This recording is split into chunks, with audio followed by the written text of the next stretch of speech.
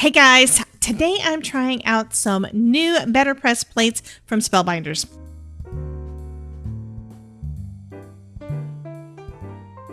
Hi, I'm Debbie with Debbie J's Crafting Corner. If you've been here before, then you probably know that I was as amazed as you were when Spellbinders released the BetterPress system last year at Creativation. Can't wait to see what they come up with this year, and Creativation is right around the corner. Anyway, besides all that, I just got in some new plates that are going to make it even easier, if that's possible, easier for you to make amazing cards using this system. Let's go ahead and check it out. Hi guys, it's Debbie with Debbie J's Crafting Corner. I've got something new for you from Spellbinders BetterPress. Yeah, I love the BetterPress. I've been in love with it since I first saw the machine at Creativation last year, but now they've come out with something that's going to make it a little bit more versatile even more fun. So this is called the Registration Collection. So there are going to be there's going to be different designs. This is one that I've already made. You may have seen it on a short that I just put up, but this one has got multiple plates and it shows you exactly where to put everything out. And all of the instructions are right on the back. So this is perfect. Now, the one that I got that came to me directly from Spellbinders had a paper in there that had all of the design and registration, but it's going to be a little bit harder to see everything. What I decided to do is I copied and printed it on a piece of acetate. So I have a piece of acetate taped down onto my BetterPress with that design there. So it's perfect fit. I've got it right in my A2. So this is for an A2 card, or if you have a bigger piece of cardstock, just, line up your card with the bigger size and you can have this in the center of like a 5x7. So what I'm going to do, I had to try it out once and see if I understood how it worked. And it was so simple, I didn't really need to do that. Usually I just let you guys see my first time around. This time though, I decided to test it first and I'm loving it. So it is lined up on my chase here, right on the magnetic platform. I've got it taped down. This is just a piece of transparency that I printed everything on, and it completely matches this. And then we've got all of our little bits here. So how this works is we're going to do multiple layers. Now the instructions say to go by the color coding on here so you know which ones go down first. So we've got one that is the sentiment. Then we've got these two larger flowers, two smaller flowers, then we've got our greenery. So you know which ones to do when. And it's all color coded for you. Mine isn't because I printed it out on my laser printer because I didn't want to take the chance of my inkjet smearing. So that's how I've got mine. But I've got this as a guide, so I know exactly what to do. So what I'm going to do is I'm going to take actually, let me flip it over. There we go.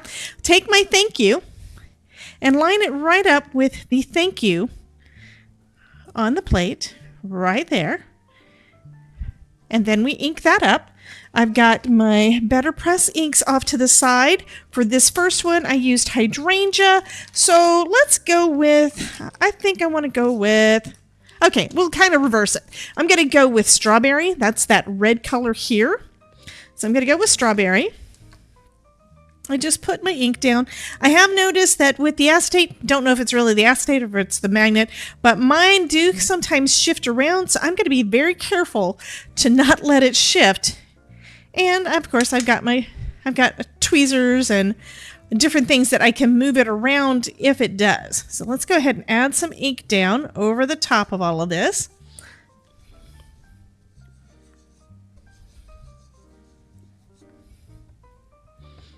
And do another pat down to get good coverage over everything. Okay, so that's our first layer. So that's what you're going to do. You're going to put one layer down. You don't put all of them down there. You just put the one. So this is going to be a multiple stamping. Yes. Okay, so we've got one layer down. Then we're going to take our platen. That's this guy.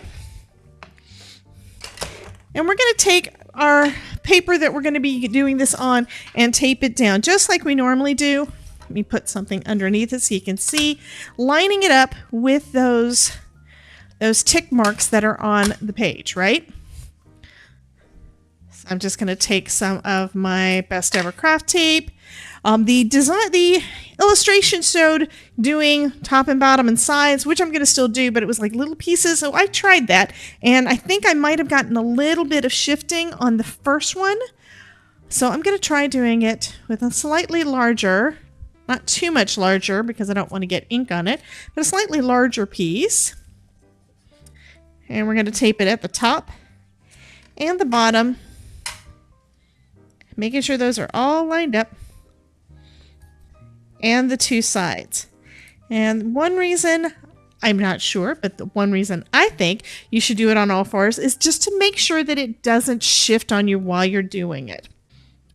So just like we do with our BetterPress every time, what we do next is we place it down with the card facing the machine, and we put on our little pegs here. These are magnetic and springing.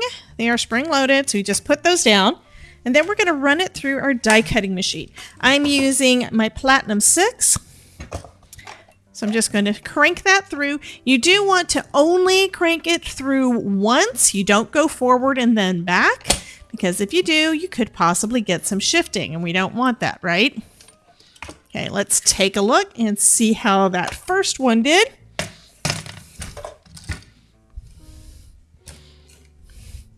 And it is perfect. So I'm going to leave this on the platen. I'm leaving it on here. We're going to take this one off. I'll clean everything up in a bit. And then we're going to add our next one. So I'm going to go with the two bigger flowers. So one goes here. And you can see it also lines up. You have a part that's not covered. See, that's going to go around our T, or that's going to go right around the word. So that is fabulous. See, that goes there, and then we've got the bigger one, and that's going to go this corner.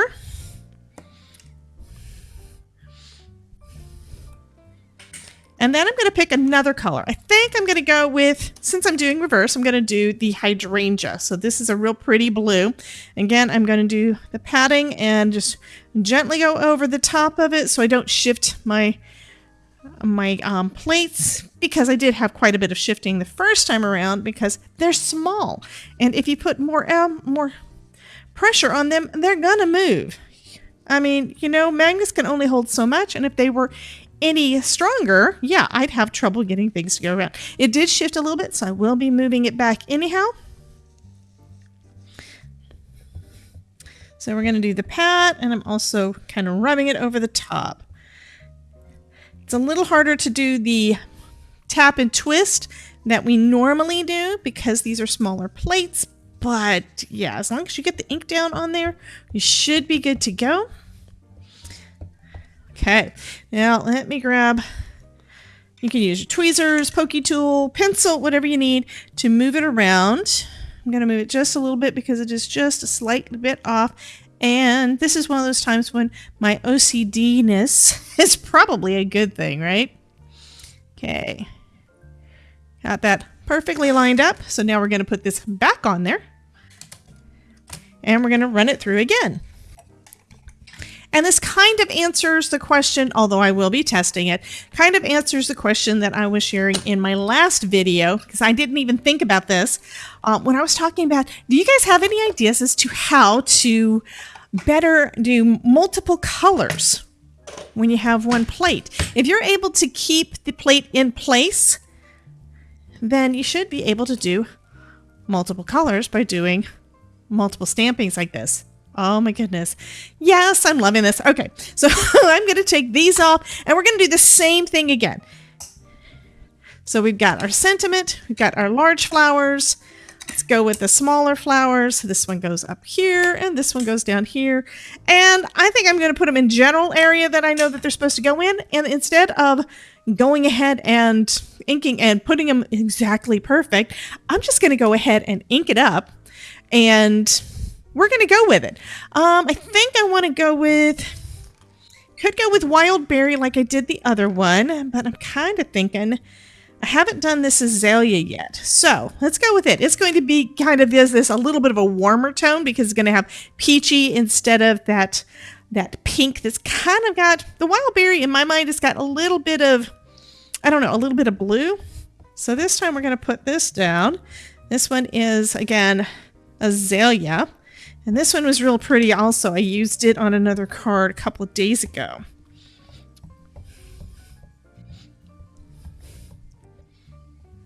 And these are the ones that I really saw the most moving around because they're so small.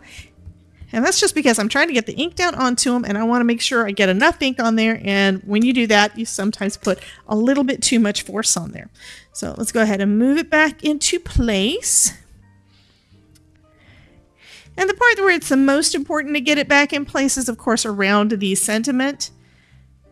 So you don't have overlapping of this sentiment.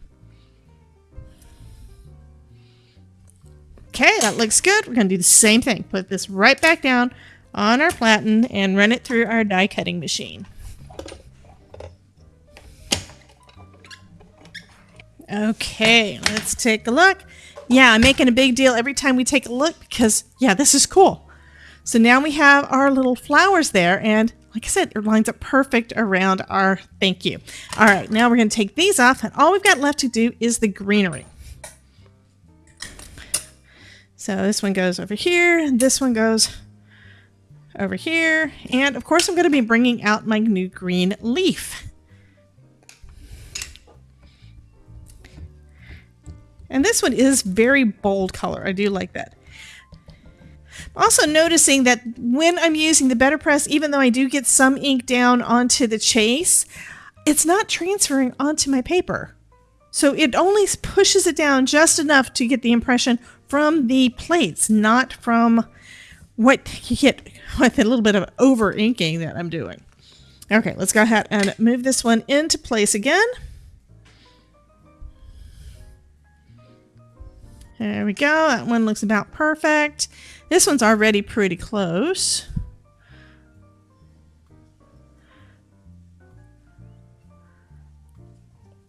Okay, so now we're going to do it one more time. Put that down and run it through our die cutting machine.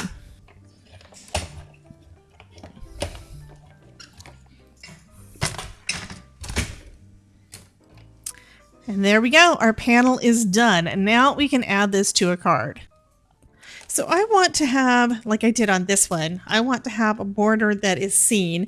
I normally do like 1/8 of an inch. This time I'm going to do a full 1/4 inch all the way around. So I'm cutting a 1/4 inch off of each side. This panel is actually sized perfect for that. So this is going to be 3 3/4 by 5. And then since on this one I used a blue card base to go along with the blue sentiment, I'm going to do the same kind of thing with this one and use a red card base to go along with the red sentiment. Okay, correction. I don't have a red card base. I don't have any red heavyweight cardstock. What I do have is some red regular weight cardstock, and I can put that down as a matting layer on my card. So I've got a white card base here. I'm just going to add this to the front. And then I'll trim it down in case it's not exactly the right size. And then I'll trim off the little bit of white that I see there. Okay, so now that card base is not exactly 4 1/4 by 5 1/2, but it is close enough. Now I'm going to put some foam on the back of my panel there because foam is life. Go ahead and put this onto our red panel here, making sure it's right side up, and that we have our 1/4 inch all the way around.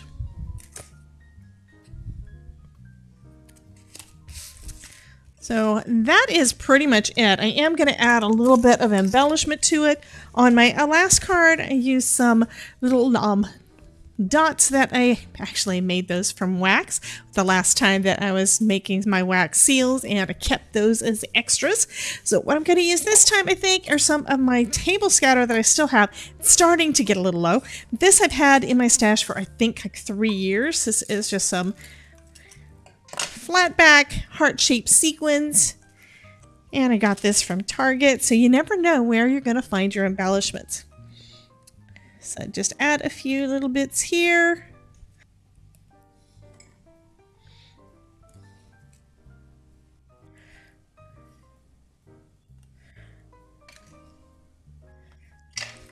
And that's going to finish up my card. These are so super easy, and you could crank out a ton of thank you cards in very little time. I love this, and the texture is just amazing.